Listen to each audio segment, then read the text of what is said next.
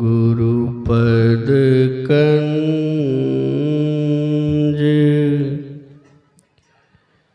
कृपा सिंधु नर रूप हरि महामोहतम पुंज जासु वचन रवि करनी कर धन्य धन्य सद्गुरु सुखदा महिमा कही न जाय जो कछु कहूँ तुम्हारी कृपा मोते कछु न बसाय। अव्यक्त रूप में कण कण में विराजमान 20वीं शताब्दी के महान संत सद्गुरु महाराज के युगल चरणों में कोटि कोटि बार प्रणाम। व्यक्त रूप में अपने निवास में विराजमान पूज्य पाद के श्री चरणों में कोटि कोटि बार प्रणाम। तीर्थों को पावन करने वाले मुद मंगलमय संत समाज, सत्संग में आए हुए सत्संग प्रेमी महानुभाव, भक्ति मती माता एवं करुणामयी बहनों, अभी हम लोग सत्संग योग से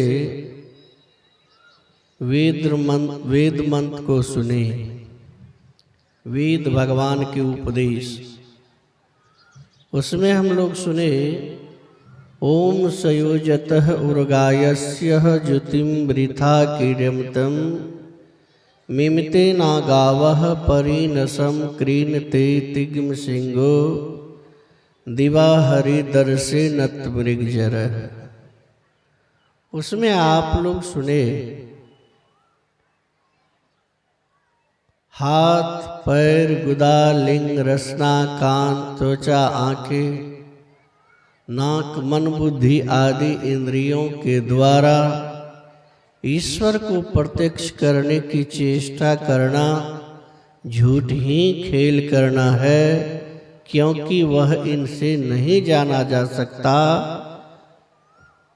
वह तो इंद्रियातीत है। इस हाथ से परमात्मा को छू नहीं सकते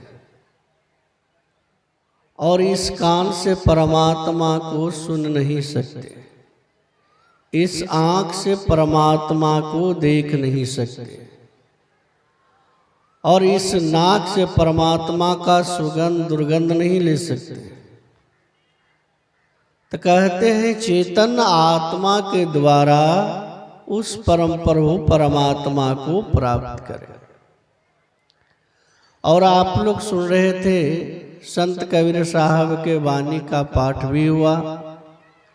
संत कबीर साहब से एक भक्त निवेदन करते हैं, बाबा अगम अगोचर कैसा, परमात्मा कैसा है। संत कबीर साहब कहते हैं ताते कह समझाऊं ऐसा, जो दिसै सो तो है नाही, है सो कहा न जाई।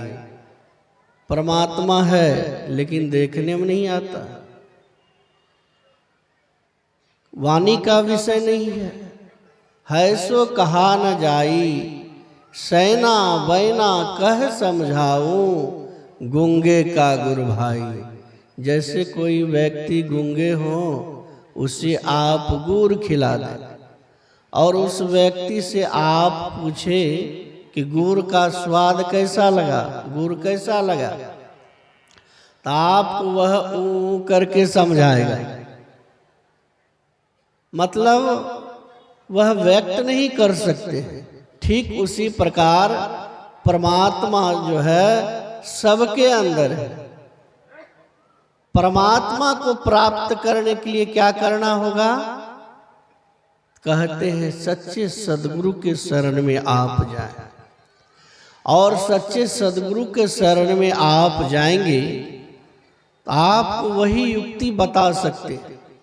बहुत सारे मंत्र हैं, 7 करोड़ महामंत्र है, और 7 करोड़ महामंत्र में सब श्रेष्ठ मंत्र वह मंत्र गुरु मंत्र है। गुरु महाराज जी पदावली में लिखते हैं, अति पावन गुरु मंत्र मन ही मन जाप जपो, उपकारी गुरु रूप को मानस ध्यान तपो, देवी देव समस्त पूरन ब्रह्म परम प्रभु, गुरु में करे निवास कहते हैं संत सब। तो एक नाम का जप करें और नाम संबंधी रूप का ध्यान करें और सुन ध्यान करें। यह जो दाईं आंख की दाईं धार है और बाईं आंख की बाईं धार है, दोनों धारों को कहते हैं जोड़ने के लिए। कैसे जोड़ेंगे? कहते हैं 12 अंगुल के दूरी पर आप देखें, दोनों धारों को जोड़ें तो सामने क्या दिखाई पड़ेगा? सामने अंधकार दिखाई पड़ेगा। सज्जनों, जब तक आप अंधकार में हैं, समझ लीजिए आप काल के गाल में फंसे हुए।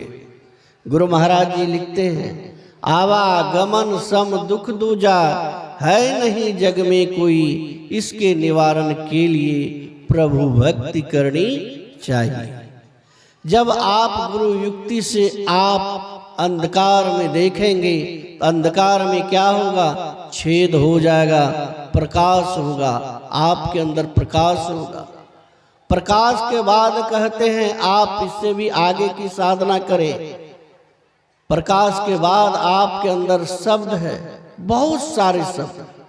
उन शब्दों में एक शब्द है सार शब्द, और वह शब्द ऊपर से नीचे की ओर आ रहा है। उसी शब्द को जीवात्मा पकड़ता है और परमात्मा में मिला के एक कर देंगे, एक हो जाएंगे। इसी को वाल्मीकि जी महाराज लिखते हैं, उल्टा नाम जपत जग जाना, वाल्मीकि भय ब्रह्म समाना। आप ब्रह्म के स्वरूप हो जाएंगे जब सार शब्द की साधना करेंगे। इसी का युक्ति, इसी का भेद संत मत के प्रचार के माध्यम से बताया जाता है। बोलिए प्रेम से श्री सदगुरु महाराज की जय। अभी बाबा कह रहे थे कि उस परम तत्व को जानने के लिए हम लोगों को साधना की पद्धति चाहिए, युक्ति चाहिए, और युक्ति गुरु के माध्यम से मिलती है। इस युक्ति को प्राप्त करके हम जब भक्ति करना प्रारंभ करेंगे तो भक्ति रूपी सीढ़ी पर चढ़ते चढ़ते वो परम तत्व का दिग्दर्शन कर पाएंगे। तो इसी कड़ी में अभी सुन